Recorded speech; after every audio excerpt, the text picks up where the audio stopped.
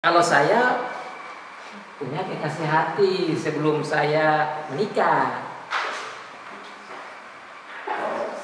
Sesudah menikah? Iya, sebelum menikah. Setelah menikah juga ada juga kekasih hati. Sama atau beda? Beda. Jadi yang tadi saya tanyakan kekasih hati itu maksudnya bukan pasangan romantis, tapi pasangan spiritual. Masa ada? Oke, ulangnya kekasih hatinya ada tidak? Ada. Sama? Itu. Iya, harusnya jawabnya begitu. Ini terlalu serius ya. Makanya tadi pikir-pikir, tapi akhirnya saya tahu juga siapa yang sudah punya, siapa yang belum. Ya kan, kita punya Tuhan Yesus harus kekasih hati kita. Kenapa saya tanya itu? Karena kalaupun belum ada kekasih hati atau kekasih secara romantis, kan harusnya itu menolong hati kita. Karena Tuhan Yesus itu ada di hati kita yang kita kasihi dan kita cintai. Itu dulu ya. Saya harap itu menjadi hal yang paling penting bagi kita semua. Sebelum kita bicara topik yang berhubungan dengan romantis, kekasih, sebaliknya kekasih secara romantis ya, untuk pernikahan. Baik, kita buka di dalam firman Tuhan. Let's open the Word of God from Genesis chapter 2. Kejadian pasal yang kedua. Kejadian pasal 2 ayat yang ke-18 sampai dengan ayat yang ke-25. Genesis 2 verse 18 to 25. Demikian bunyi firman. Tadi sudah berdoa ya? Oke. Mari kita baca firman Tuhan. Kejadian 2 ayat 18 sampai 25. Tuhan Allah berfirman, tidak baik kalau manusia itu seorang diri saja. Aku akan menjadikan penolong baginya yang sepadan dengan dia. Lalu Tuhan Allah membentuk dari tanah segala binatang hutan dan segala burung di udara. Dibawanya lah semuanya kepada manusia itu untuk melihat bagaimana ia menamainya, dan sama seperti nama yang diberikan manusia itu kepada tiap-tiap makhluk yang hidup, demikianlah nanti nama makhluk itu. Manusia itu memberi nama kepada segala ternak, kepada burung-burung di udara, dan kepada segala binatang hutan. Tetapi baginya sendiri ia tidak menjumpai penolong yang sepadan dengan dia. Lalu Tuhan Allah membuat manusia itu tidur nyenyak. Ketika ia tidur, Tuhan Allah mengambil salah satu rusuk daripadanya, lalu menutup tempat itu dengan daging. Dari rusuk yang diambil Tuhan Allah dari manusia itu, dibangunnyalah seorang perempuan. Lalu dibawanyalah kepada manusia itu. Lalu berkatalah manusia itu, inilah dia, tulang dari tulangku dan daging dari dagingku. Ia akan dinamai perempuan, sebab ia diambil dari laki-laki. Sebab itu seorang laki-laki akan meninggalkan ayahnya dan ibunya dan bersatu dengan istrinya, sehingga keduanya menjadi satu daging. Mereka keduanya telanjang, manusia dan istrinya itu, tetapi mereka tidak merasa. Demikianlah jauh pembacaan firman Tuhan. Berkati bagi setiap anak Tuhan yang membaca, yang mendengar dan melakukan firman Tuhan. Life partner in the kingdom of God. Pasangan hidup di dalam kerajaan Allah. Mudah-mudahan di ruangan ini tidak ada yang berkata bahwa saya rencana untuk tidak mau memiliki pasangan hidup. Namun kalau semua berkata, yes, I hope to have my life partner in the kingdom of God. Saya rindu untuk mendapat pasangan hidup dalam kerajaan Allah. Maka renungan ini akan menjadi renungan yang sangat indah untuk kita semua. Amin. Saya sekarang berumur 54 tahun. Saya menikah tatkala saya berumur 29 tahun. Saya menikah dengan Ibu Merlin dan pasti semua atau banyak sini sudah kenal. Dan ayat firman Tuhan ini saya pakai sebelum saya menikah dengan istri saya ini. Waktu saya sebelum menikah, saya mengambil keputusan untuk fokus di studi. Cita-cita nomor 1 baru cinta.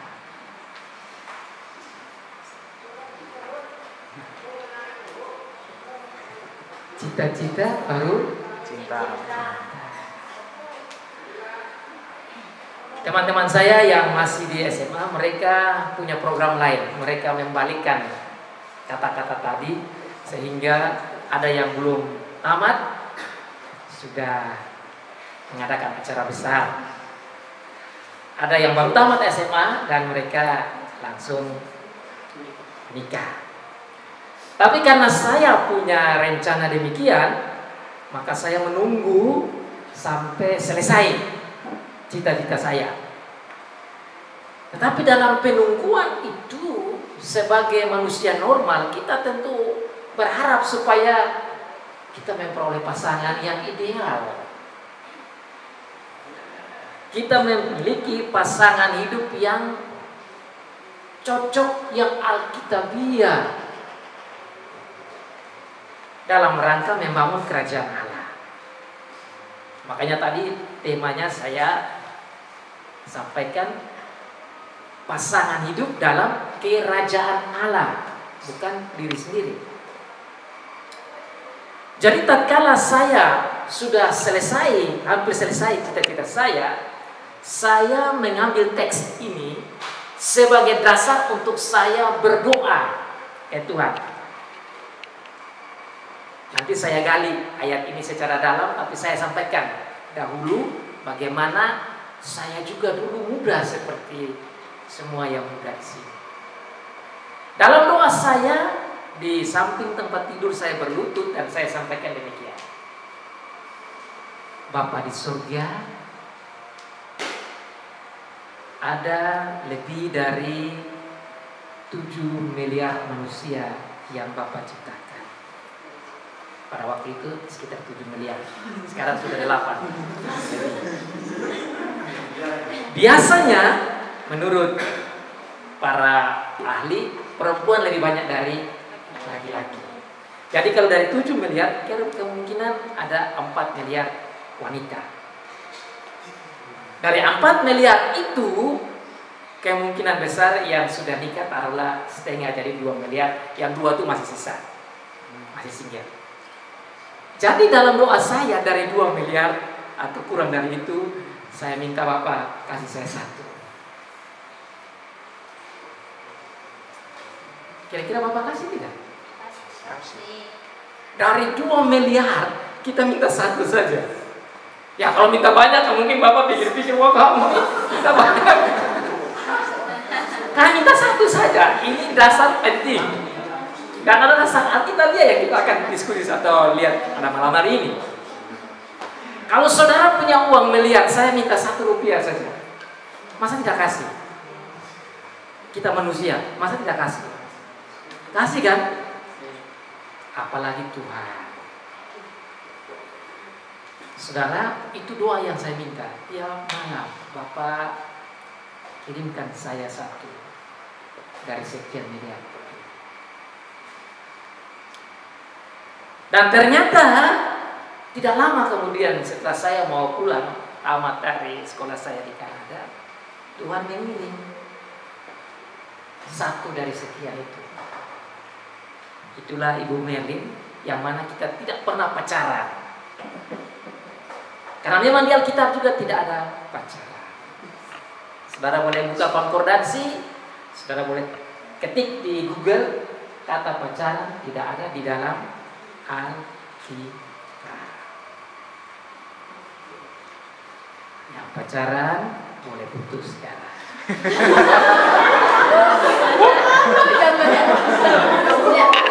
Sudah mulai menang. Tidak ada dalam Alkitab. Yang ada dalam Alkitab ada 3 hal. Berteman,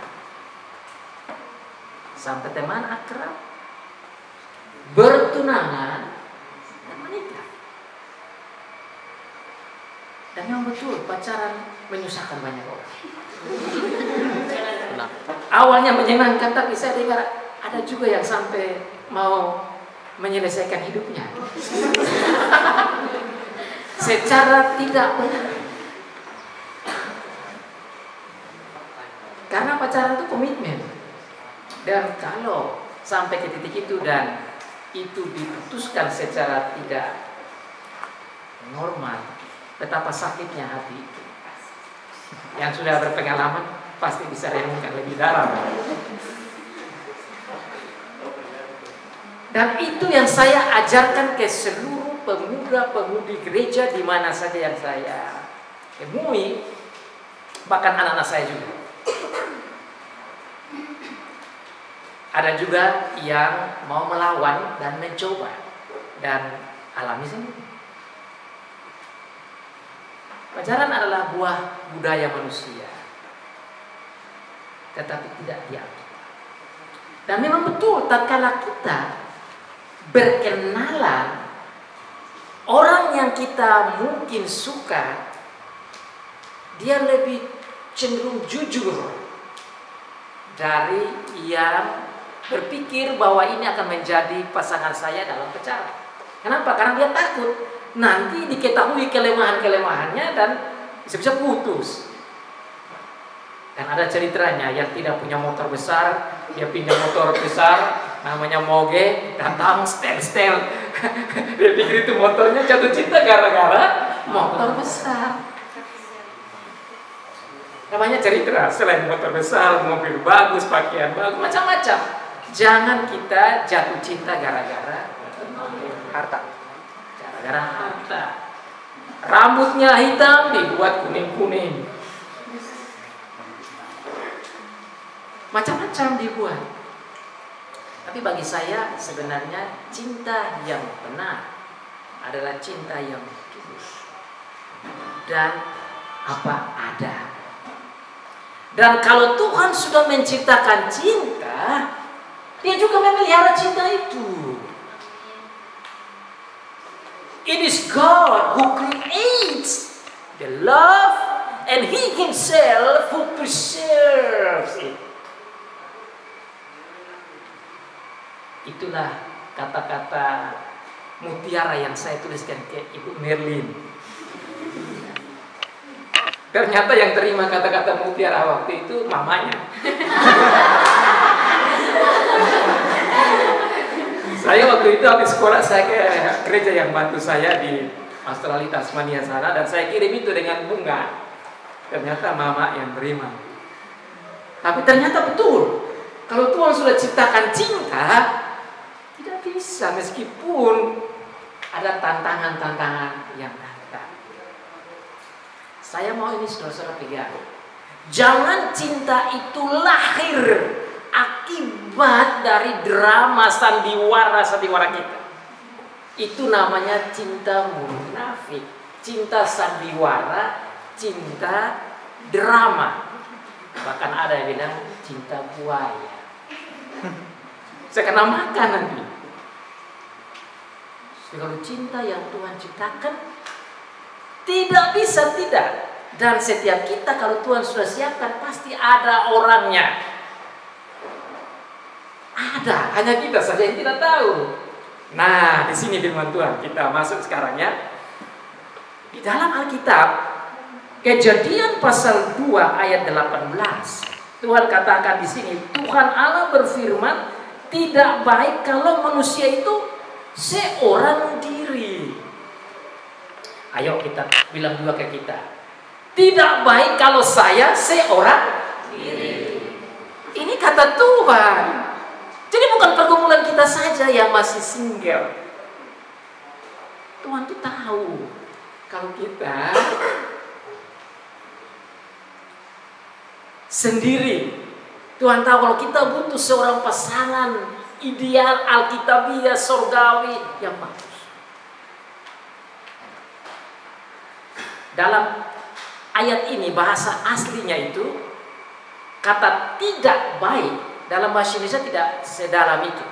Karena bahasa Indonesia dia gunakan kata tidak yang mana bisa digunakan dalam segala macam kondisi. Tapi dalam bahasa asli tidak itu dua macam. Satu itu tidak yang tidak pernah boleh terjadi. Never ever happen. Itu bahasa aslinya namanya law.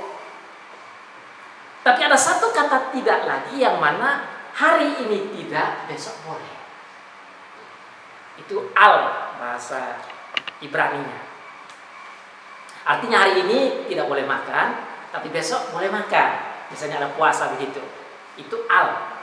Tapi kalau digunakan kata law, itu artinya tidak pernah boleh.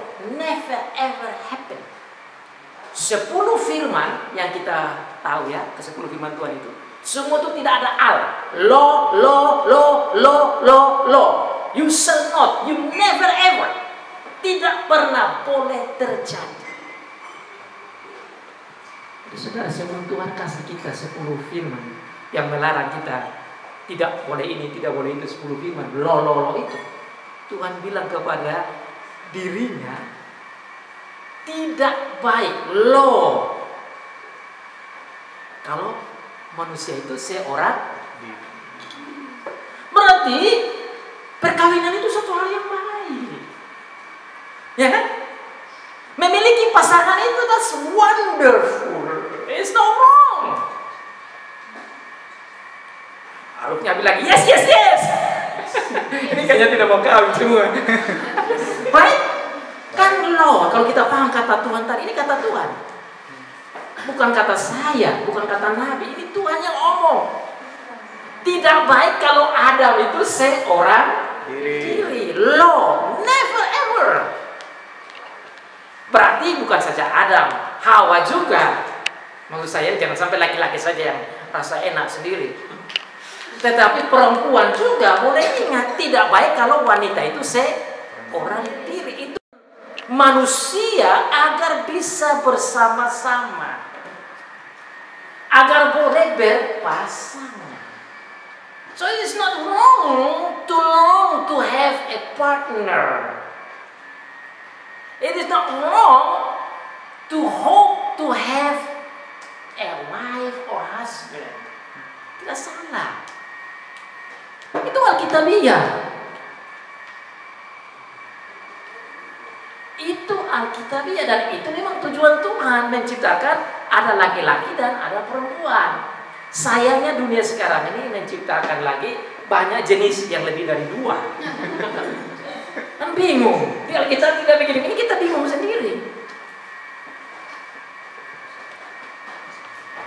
Saya harap di sini tidak ada yang memiliki lebih dari 2 jenis ya. Hanya 2 saja, laki-laki dan perempuan. Dan yang kawin itu hanya laki-laki kawin perempuan, perempuan kawin laki-laki. Tidak ada lagi yang lain. Itu beda kita begitu, tidak ada yang lain.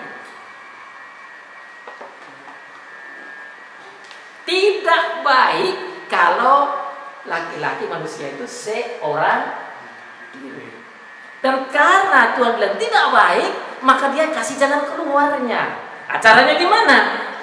Sebelum dia ciptakan Hawa, dia kasih binatang-binatang ini pasangan-pasangan. Ya selanjutnya kan bilang gitu kan. Datang binatang A dan B, pasangan, dan Adam mulai kasih nama. Terus dia lihat dua begini. Mana saya? Jadi ini adalah cara Tuhan membuat Adam itu tambah longing, tambah rindu untuk mendapat seorang pasangan. Jadi, hai para laki-laki yang bujang, kalau ada kerinduan untuk seorang pasangan, that's not wrong. Itu tidak salah. Para wanita juga yang masih single ya, semua kalian ada sudah belum? Sudah tidak ada nih. Ada yang sudah kawin di sini? Masih bujang semua ya? Oke, jadi tidak salah untuk kita merindukan pasangan hidup itu. Yang salah kita merindukan pasangan yang bukan manusia. Nah itu terjadi. Jangan, itu tidak, bukan maksud Tuhan di situ. Adam tidak rindu kawin dengan gajah. Tidak begitu. Di sana dikatakan Adam melihat tidak ada yang cocok. Dan Tuhan juga tahu dia mau menciptakan pasangan yang seimbang. Artinya bukan binatang, bukan boneka. Saudara, saya mau boneka ini karena dunia sekarang orang juga mau kawin dengan boneka. Saudara-saudara ini pelajar jadi pasti tahu ya. Di Jepang kawin boneka banyak mulai sekarang. Lihat saja di Google itu. Sudah banyak. Orang-orang mulai menikah dengan hal-hal yang aneh. Ada yang menikah dengan binatang, tidak kita lihat. Tapi kita yang percaya Tuhan, kita merindukan pasangan yang sepadan. Ya sepadan itu maksudnya apa? Sepadan itu artinya manusia dengan manusia, bukan manusia dengan binatang. Itu kan bagaimana sepadan? Bagaimana itu? Bukan manusia dengan boneka, tidak sepadan. Tapi bersama dengan sepadan yang dimaksud itu, yaitu yang sama tinggi, sama statusnya, sama derajatnya. Saya sampaikan ini karena banyak orang juga yang salah paham. Seakan-akan laki-laki itu lebih tinggi dan perempuan itu lebih rendah. Itu namanya gender. Ada pengajaran gender kayak begitu, sehingga timbul pengajaran feminisme movement karena merasa bahwa perempuan itu di bawah, kurang tinggi, kurang bagus derajatnya. Tapi bukan begitu. Yang Tuhan maksudkan sepadan itu artinya dua-dua sama tinggi, sama derajatnya, hanya beda fungsi. Fungsinya apa? Laki-laki jadi pemimpin, istri penolong. Nah, apa maksud penolong? Ya penolong artinya dia membantu dia punya suami. Nah, kalau dia tidak kuat, sepadan bagaimana bisa jadi penolong? Maka Tuhan setelah menciptakan dan mengarahkan binatang-binatang itu ke Adam, maka dia membuat Adam tertidur. Nah, ini adalah operasi pertama yang terjadi di dunia. Surgeon. Pernah dengar operasi kan? Ke rumah sakitnya harus dioperasi, misalnya ada usus atau apa. Tahu apa yang terjadi waktu orang dioperasi? Benar. Dia dibius. Apa yang terjadi waktu orang dibius? Nggak sadar. Seperti tidur kan? Iya kan? Kan tertidur kalau waktu dibius. Saudara baca di Alkitab, Adam matanya terbuka atau gimana? Dia tidur nyenyak. Jadi waktu Tuhan mengadakan operasi surgawi, ini operasi surgawi ini. Ini operasi ilahi. Yang mana dikatakan di sana Adam itu dibuat tidur, dan tidur ini bukan tidur-tiduran. Alkitab bilang apa? Tidur Nyenyak. Saudara tahu arti nyenyak itu? Itu artinya tidur pulas betul-betul. Dia tidak tahu apa yang terjadi dalam dirinya. Tidur enak betul-betul. Waktu Adam tidur nyenyak, pulas, enak ini, Tuhan adakan operasi. Bagaimana operasi yang Tuhan buat di sana? Ketika ia tidur, Tuhan Allah mengambil salah satu rusuk daripadanya. Ya itu berarti harus dibuka toh. Ya kan? Masa ambil tulang tanpa dibuka? Kan harus dagingnya terbuka dulu toh. Baru diambil. Ambil kan semacam patah toh. Tapi kan Adam tidak rasa. Ini luar biasa kan kerjanya Tuhan.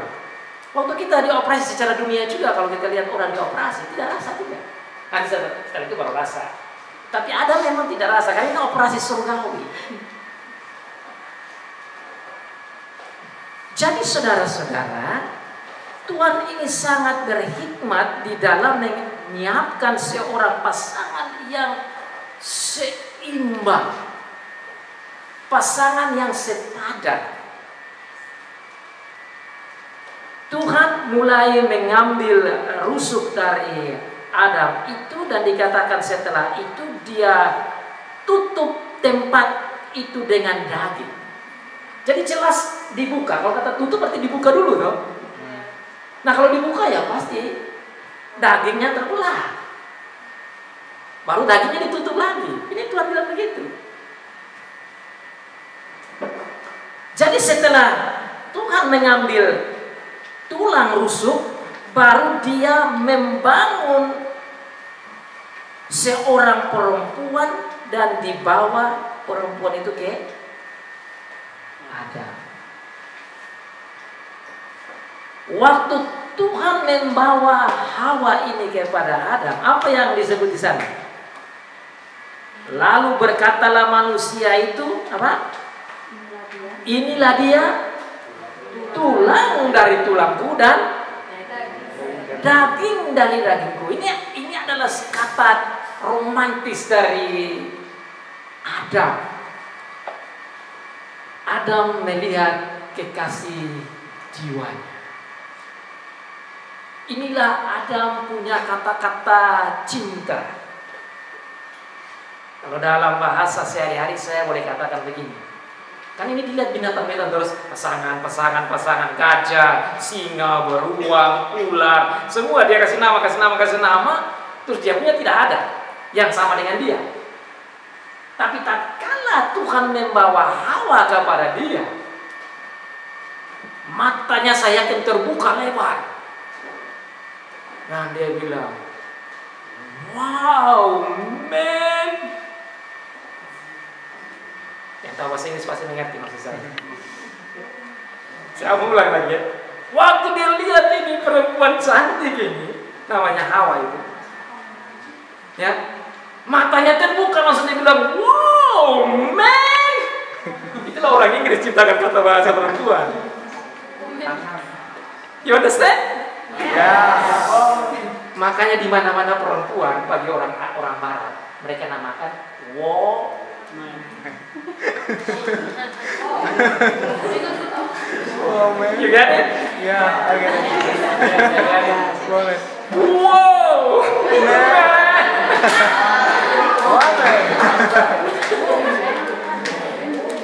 Anak begitu berbahagia sampai dia ungkapkan kata-kata itu. Makanya orang Inggris mereka bilang perempuan itu wow man. Wow. Dari kata wow. Jadi yang wanita-wanita, kalian yang perempuan ini satu ciptaan Tuhan yang super duper luar biasa. Sehingga dinamakan woman itu.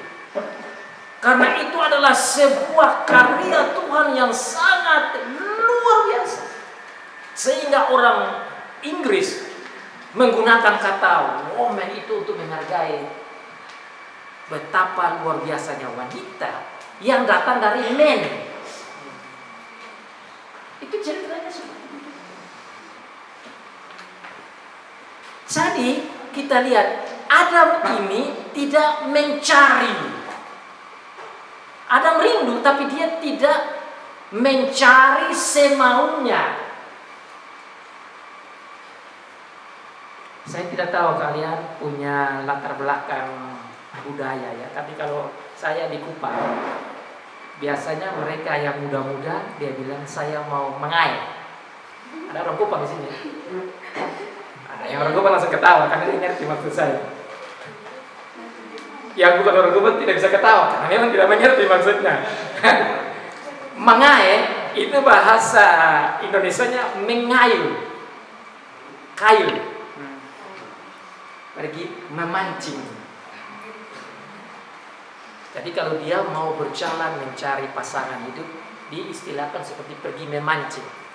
Mancing apa? Maksudnya mencari wanita atau laki-laki. Dia pakai kain. Pakai kail, tapi istilah ekspresi saja, ekspresi di kampung. Pergi memancing. Orang yang pergi mengail, memancing ikan tanpa Tuhan, dia bisa dapat ikan tidak? Dapat. Tapi nanti dapat ikannya itu bisa saja ikannya kelihatan manis, tapi bisa membahayakan. Di Kupang itu ada terkenal satu ikan, kita namakan ikan bontak. Orang Kupang pasti tahu juga, mungkin di Papua pakai bahasa yang sama ya. Tahu istilah bontak? Ya ini orang Kupang, jadi dia jawab langsung. Nah, bontak itu adalah ikan yang kelihatannya manis waktu dia berenang, tapi tatkala ditangkap dia terbalik dan perutnya itu jadi besar. Oh. Buntal. Apa itu? Buntal.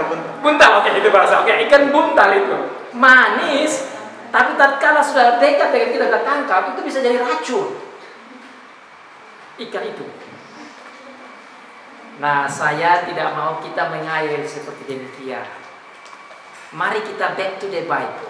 Pasangan hidup yang Alkitabiah itu adalah pasangan yang dibawa dan diberikan oleh Tuhan.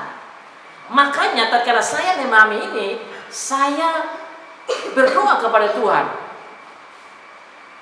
Tatkala saya masih single, Bapa, seperti Bapa berikan kepada Adam seorang Hawa, mohon Bapa berikan ke saya juga. Itu yang harus menjadi doa setiap laki-laki single. Dan setiap wanita single harusnya doa juga begitu, Bapa. Sebagaimana Bapa memberikan kepada Hawa, Adam itu, berikan juga saya Adam yang kita. Itu saja cukup. Itu doa yang Alkitabiah. Yang lain itu Tuhan nanti atur. Jangan kita khawatir dan kita mengail. Saya tidak mau sudah dapat ikan buntal atau ikan bontak. Kenapa saya bilang begini? Dunia sekarang lebih sulit lagi. Saudara kita di Indonesia masih baik, tapi kalau saudara ke negeri tertentu, itu yang laki-laki kita pikir perempuan, yang perempuan kita pikir laki-laki. Karena nikah dengan orang begitu, saudara-saudara kaget-kaget. Kenapa jadi begini? Dan itu terjadi. Dunia sekarang memang begitu. Makanya saya dalam renungan ini mau sampaikan kepada yang masih muda untuk memperoleh pasangan hidup yang Alkitabiah. Kita kembali ke cara Tuhan di Alkitab. Kita memohon kepada Tuhan seperti Tuhan berikan kepada Adam Hawa itu, dan kepada Hawa Adam itu kita minta yang sama. Kan itu cara Tuhan begitu tau. Dan kalau kita lihat di sini, Tuhan siapkan. Tuhan bilang tidak baik. Tuhan tahu bahwa kita membutuhkan pasangan yang Alkitabiah.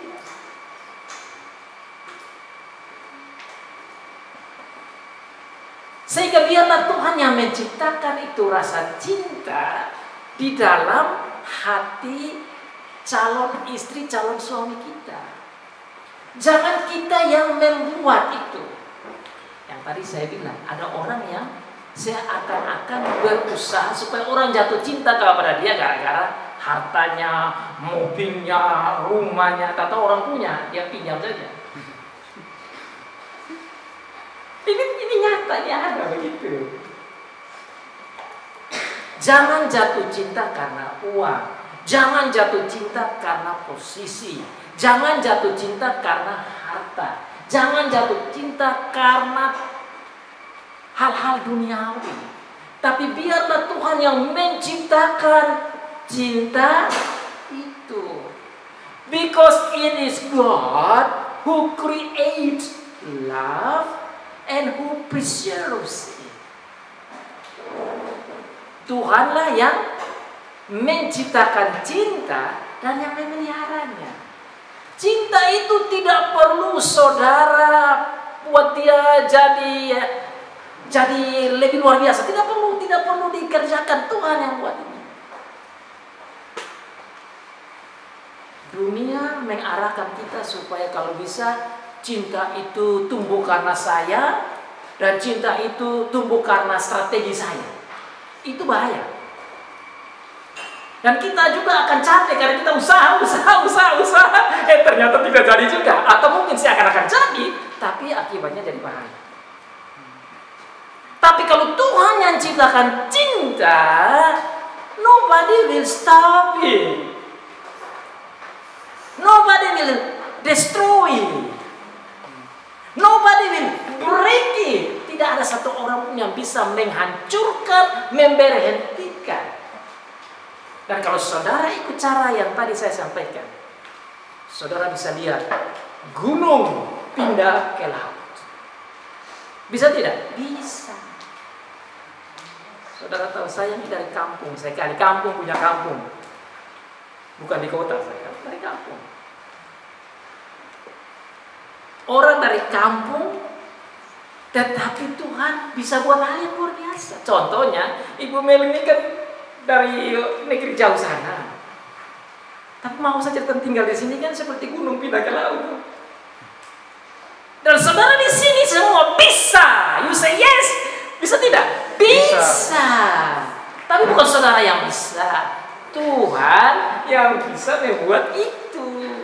Makanya dalam Alkitab ada bilang, nothing is impossible with God. Tidak ada yang tidak mungkin bagi Tuhan. Kalau Tuhan sudah siapkan, mau dari negeri apapun, latar belakang keluarga apapun, itu akan terjadi. Dan saudara bisa lihat ada banyak anak-anak Tuhan, hamba-hamba Tuhan, orang-orang percaya yang terlihat orang biasa saja. Tapi kok bisa saja hidupnya model begitu, pasangannya kayak luar biasa yang kita pikirkan. Teman, bertunangan dan menikah dengan pasangan yang sepadan, yang seiman di dalam kerajaan Allah, sehingga bersama-sama berjalan membangun kerajaan Allah. Tuhan memberkati saudara dan saya mau berdoa untuk saudara. Teman, bertunangan dan menikah dengan pasangan yang sepadan, yang seiman di dalam kerajaan Allah, sehingga bersama-sama berjalan membangun kerajaan Allah.